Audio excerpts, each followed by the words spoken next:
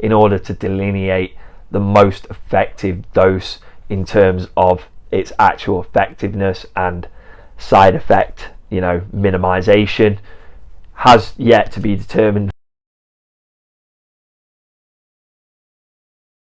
What's going on, guys? It's Jacob Sunday Lifters. Welcome back to the channel. Today we are going to be talking all about what could possibly be the future of sort of staving off or preventing male androgenic alopecia. That drug is the oral version of one that you'll probably be very familiar with if you are pretty clued up in the sort of male androgenic alopecia or male pattern baldness space, and that is oral minoxidil. Oral minoxidil has had a lot more research published on it since 2020, and there's still research ongoing. Of the papers already published, results have been pretty promising. Not entirely, perfect. There are some side effects that we will go over in real time shortly. There does need to be more research done on oral minoxidil, and that's why as of yet it is not currently FDA approved, so you won't be able to find this out on the shelves in the supermarket or get prescribed it by a doctor currently, or at least in the UK, that is. The reason for that being there does need to be more sort of randomized controlled placebo trials done on a wider range of people, mainly obviously men, before we can say conclusively oral minoxidil is effective and safe when taken over a long period of time. It could be 5 years, it could be 10 years, but 5 is normally enough to say, yeah, this is okay for long-term use. But before we take a dive into the studies we've got available to us now, guys, if you could just drop this video a like, a comment, consider subscribing if you're not already. It does help the channel grow and it's hugely appreciated. The study we're going to go over in this video, I will link the full study down below if you do want to check that out after you've watched this video. So basically what they did was they took a sample group of men who were clinically diagnosed with androgenic alopecia, and also via trichoscopy. And what they did with those guys was they put them on oral minoxidil monotherapy, which just means they were only taking oral minoxidil, or they did it as an additional treatment, so it doesn't actually specify what. Maybe they were on dutasteride, maybe they were on finasteride and also taking the oral minoxidil. So there were 41 men who took place in this trial, and that right there, guys, is a little bit of a problem. You do ideally need a lot more people involved in a trial than 41. This is why more sort of randomized control trials with a placebo group as well, which was also absent from this trial.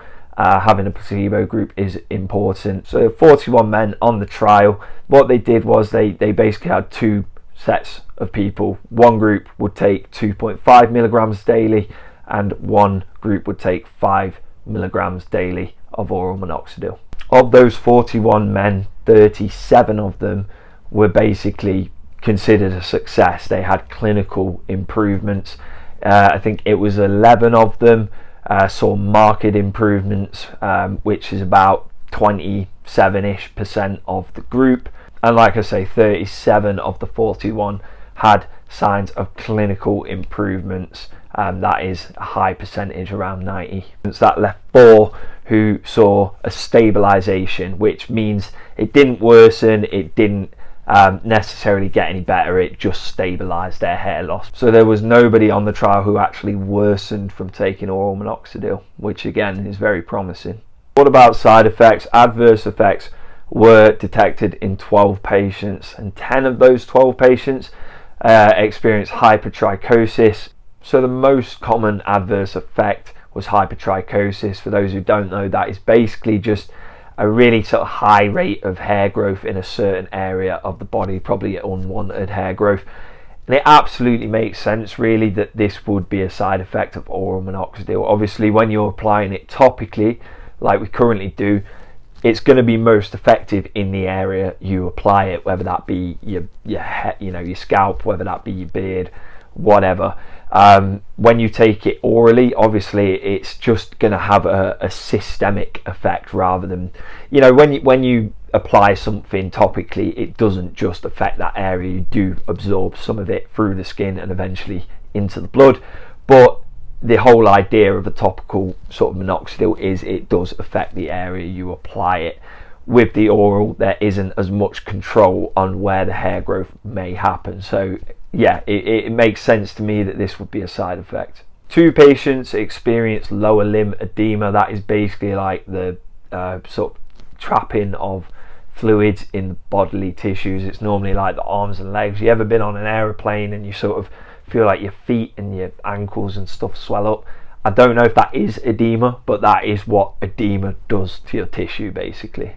Interestingly, only 1 person experienced shedding. Now, I don't know if it means like a permanent shedding and he needed to stop in order for the hair to regrow, or whether it just means like a temporary shedding period, which is also a common side effect with minoxidil.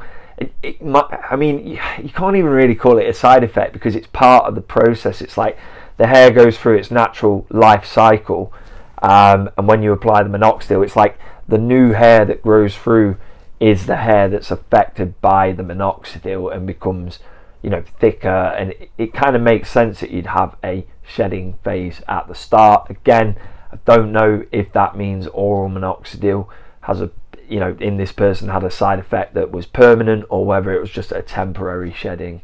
Hopefully future studies will outline that. So most of the side effects were actually in the patients who were taking 5 milligrams. There was 2 who got hypertrichosis, taking 2.5 milligrams daily, and there was the 1 guy who experienced the shedding. He was also taking 2.5 milligrams daily, but all the rest of them who got side effects were on the 5 milligram daily amount. They concluded in this trial that 5 milligrams daily of the oral minoxidil was considered effective and had a acceptable sort of, you know, safety profile. The most common side effect again was just excessive hair growth in unwanted areas. It's not life threatening, so it had a relatively good, even the guy, you know, shedding, not life threatening, and edema 99.9% of the time not life threatening. Doesn't mention whether the 2.5 milligrams was considered effective and successful in the cohorts of males they had with androgenic alopecia, but they concluded the 5 milligram was effective. They do actually acknowledge at the end of this that in order to delineate the most effective dose in terms of its actual effectiveness and side effect, you know, minimization, has yet to be determined. Hopefully we'll get that in a controlled study later on, you know, in 2023, 2024. That's the thing, guys, you know, we probably are still a year or 2 away from having oral minoxidil out and available for people to actually use, but this data is very promising for now, and hopefully we'll get more sort of, you know, drip fed to us over the next couple of years. Like I say, it would be a massive positive to be able to take oral minoxidil because, you know, not everybody responds to the topical version. People respond better than others. Oral, like I say, it has more of a systemic effect, and I think it will probably be more bioavailable than the topical version for most people. What we'll also find is it's just a lot easier for, you know, with the topical you have to apply it morning and night or 2 times daily. With the oral you just take the pill, you know, either in the morning or at night. It's a lot easier to do and it takes up less time. It's as simple as that. Ultimately though, the most important thing is we need to know that oral minoxidil is safe for sort of long-term use as a agent to combat androgenic alopecia, and that is something we might have to wait a little bit more time in order to establish, just because you do, you know, ideally want to be, you know, trialing it for a couple of years at least, ideally 5 years or more.